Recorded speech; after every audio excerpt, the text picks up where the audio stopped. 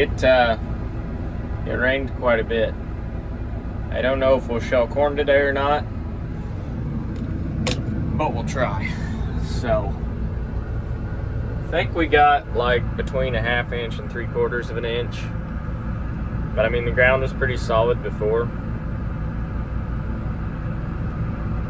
I don't know, we may just wait till late afternoon and send it. Probably. So when I bought this corn head, it came with stock stompers. I just haven't put them on it yet. This morning we're putting them on it. And Hofs is coming out to put a new auger tube on. I've got to put my adapters on the Draper head so it will work on this combine. And we're going to install cameras on this combine as well. So don't ask me who makes these stock stompers, because honestly I have no idea. They just came with it. But they're really easy to install. You're supposed to take them off before you put them on a head cart. Joke's on them, I'm never putting this head on a head cart. It's only 20 foot wide. No reason to take it off. But I will have to maybe, I don't even think I'm gonna put them, I'm not even gonna take them off when I unhook the head. I'll just put the head on blocks. That way they don't hit, and then I'll be just fine. Logic and reasoning. So here's my plug and shout out to No Name Stock Stompers. This is my shout out to No Name Stock Stompers. They make a great product, as you can see. They never rust up, they'll shine up. They got springs, some of them are broken. Yeah, grease fittings, because you know they probably wear. They got these cool pins that you hook it there. So you set, I'm not gonna even attempt this one-handed, but you set it in there, and then you take this pin, it's spring loaded on the back side. You push that in like so. That's how easy they are to put on, because you set them on there one-handed basically, and you take your pin also one-handed, and you wiggle it and you jiggle it, and you just finally have enough and just shove it in and hope it finds a hole, and it's in. And then you very carefully flip this. I can't do this one-handed. Yeah, and just like that, your No Name Stock Devastators, or stock, oh, I can't call them Devastators because you had to get mad. They're stock stompers, sorry. They're on. So I got 5 of them on. I got that guy down there, and one of them's missing a pin, so we'll go find one of those in the shop and shove it in there. But yeah, no more standing corn stalks, probably. So yeah, if you like my No Name Stock Devastator, Defender, Smasher, Downer things, check out the link that doesn't exist in my description for 0% off, and get yourself a set of these, probably. I tell you what, the bottom of my truck bed is kind of like a fat guy's gentleman sausage. I just haven't seen it in years. It's kind of non-existent. It's down there somewhere, but there's just always stuff in it. Yeah. But we got what we needed. Got all the stock stompers out. All but one is put on, and just got to put a pin in that. It's missing that. So, and the spring's broke. So we'll put a spring in it and a pin, and yeah, it'll be good to go. Filling another one. This bin is like, I think 20-something thousand bushel, maybe. I'm not sure. I forget what it was, but I think it was like 18 or 20,000 bushel. But rented this one this year, and also rented that one over there. So we're filling.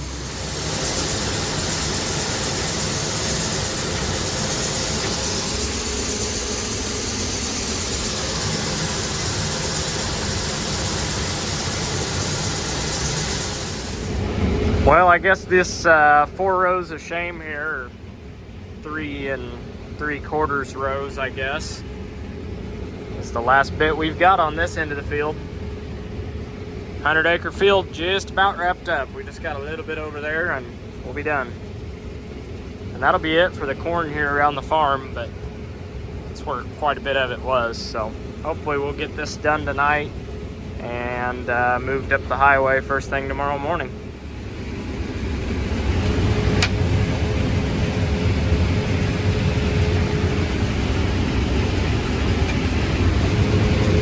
Not bad. Not bad at all. See how that part, all the corn's in the head, and that half the head, it's not? It's because the drive line on that side just blew apart. So we're done shelling corn for tonight. And probably for a day or so until we can get parts. If we can get parts, because nobody knows right now. Well, this is less than ideal. Not supposed to be like that. Oh well, we'll get it figured out. It's honestly the first breakdown in like several 100 acres of corn with this thing, so I can't complain too much. As long as we can get parts, I'll be happy. Which we got a pretty good Capello dealer here, so they should get me fixed up. Morning. Today we're gonna try and figure out what caused this. Run it down to the farm. It was a long walk to work this morning. I live there. The combine's here. And then the farm's on the other side of that shed, so not that long of a commute. Gotta say though, I'm used to driving to work. I could probably stand to clean my windows as well. One truck back, one ready to go. Airing up. If I could get the key to go in. Alright. And now we're gonna walk to the bed and breakfast over here. We'll find something to eat while that airs up.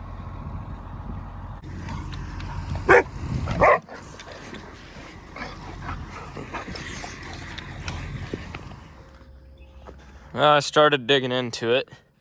And the first thing I found when I opened it up was the master link came out. There's a half link right there. I don't know if you can see it or not. That sprocket there, right here, is not in line with the rest of them. Chain's all balled up there.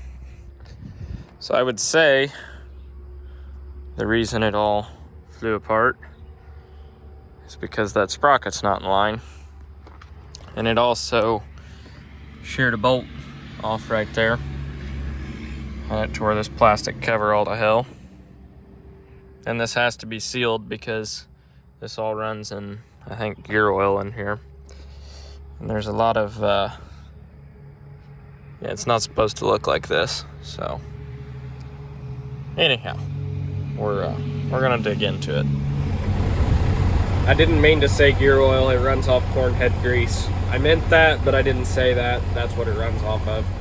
So you want to know something I did yesterday that was really stupid? I bought a brand new grain bin fan, thinking that this one was completely shot. Tried the starter capacitors, tried everything. Thought, nah. I've been fighting that old fan for a couple years now. Just always having problems with it. So, changed the capacitors on it. That didn't do it. It had a bearing going out of it anyways. So, thought, you know what?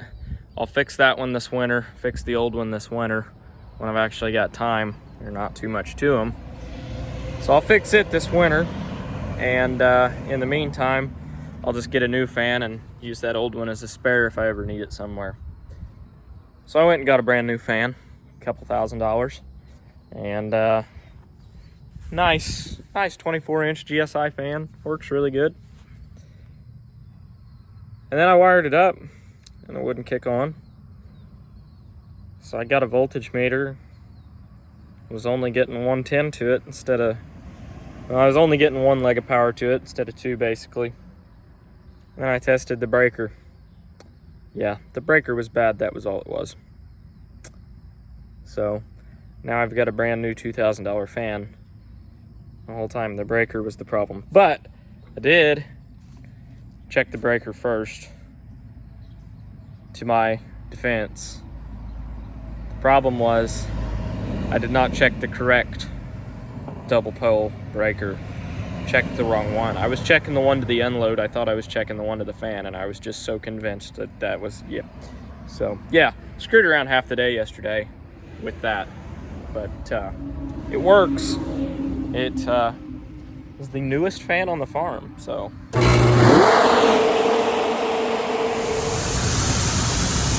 Dumping.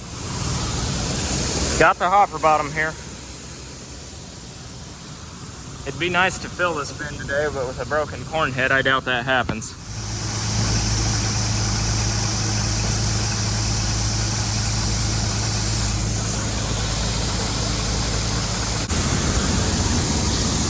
Dumping another. Getting her done. It's about time to close this door, because you can really screw yourself when that thing's open and then you got to shovel all the corn out of the way to get it shut. So that's it for this door. It's time to shut it, seal it up. Maybe. There we go.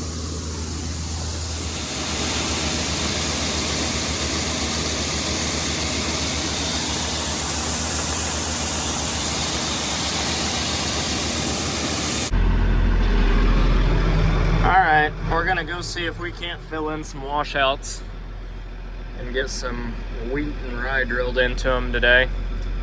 Since the corn head's down, I can't really do anything else, so we're gonna make the most of it and knock out some oddball jobs.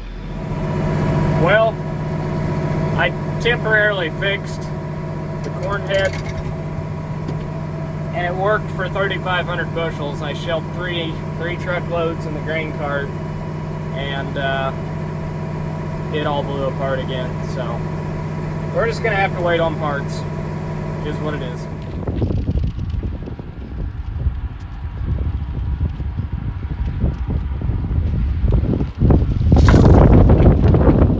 We are currently staging. Thanks to good help, good friends, we got the corn head fixed, and thanks to Davies County Tire, I called them after hours. The inside dual on the combine was completely flat. No idea why, but they threw a tube in it real quick. Got it good to go. But I'll show you what we're doing now. All of this, all the way up to where you see those lights there, even past the trees, is a creek bottom. And this creek bottom, there's 120 acres on this farm total. This creek bottom makes up about 3/4 of it. It's supposed to rain and rain and rain and rain and rain. So I'm moving up here tonight, and I'm gonna give it hell. I don't care if I'm here all night. I'm gonna knock out as much as I can, because I don't want this to be a muddy, sloppy mess and end up rutting up this entire farm. This is a rental farm. I take care of my rental farms as if they were my own. I would not want my own rutted up, so I'm not gonna rut up somebody else's. Plus, I got several more years on this lease, so, you know, I'm gonna have to deal with it next year if I do rut it up. Now, I'm not saying you can't always, sometimes you rut things up. That's just unavoidable. But in this case, we're gonna avoid doing as much of it as possible. All right, here we go. Gang's all here.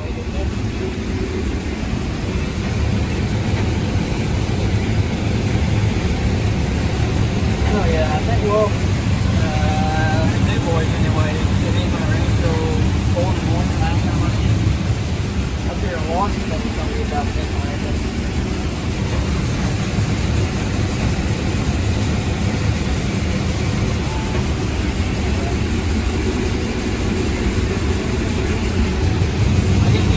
I guess we ain't gonna have the So I just finished up here at the farm. Not bad.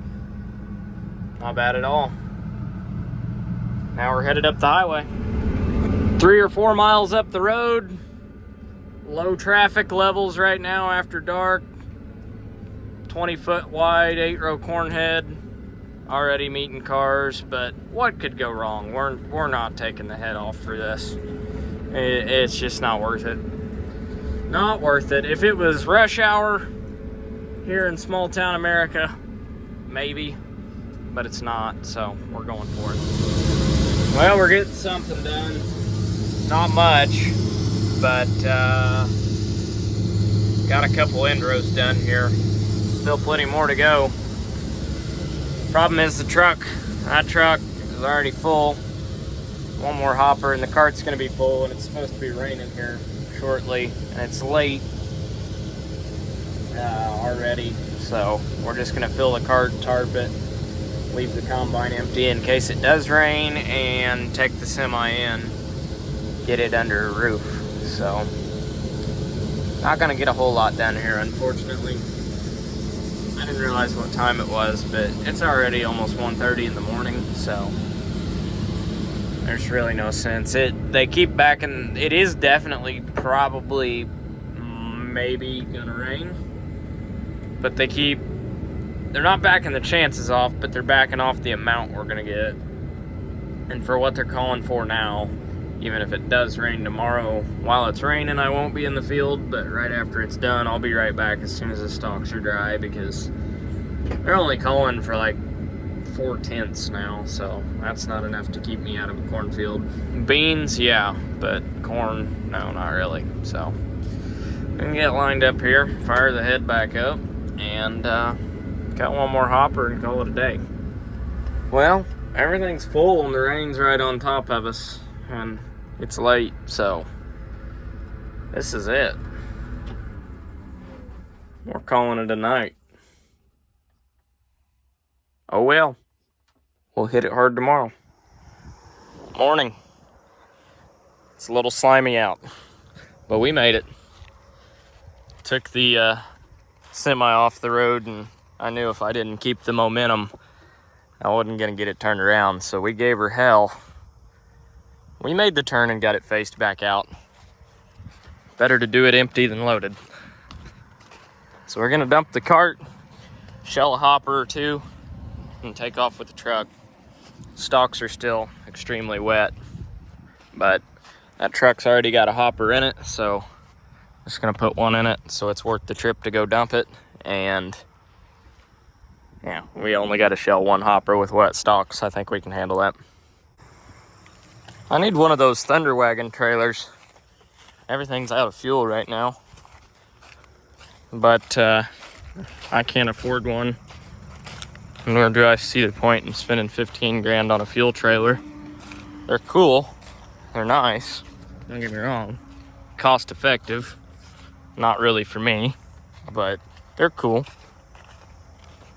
But I could go get like a 8x10 trailer and slap a old steel 500-gallon tank on it maybe, and wire that up.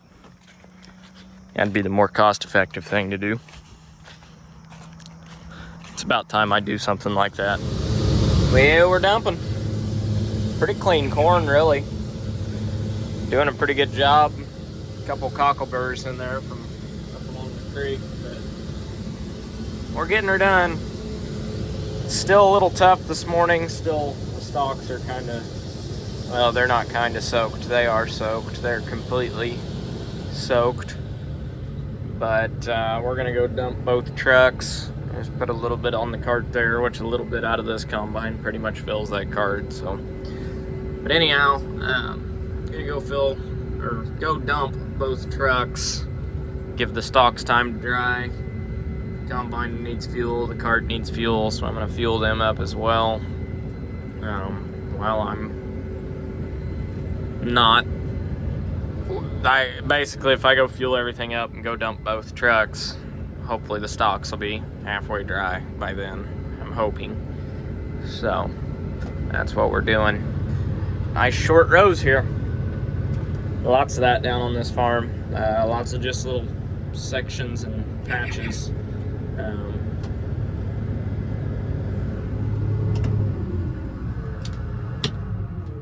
So yeah, that's what I'm doing. We're gonna go dump things and See what we can't tear up this afternoon. I can't even talk. I'm so tired right now.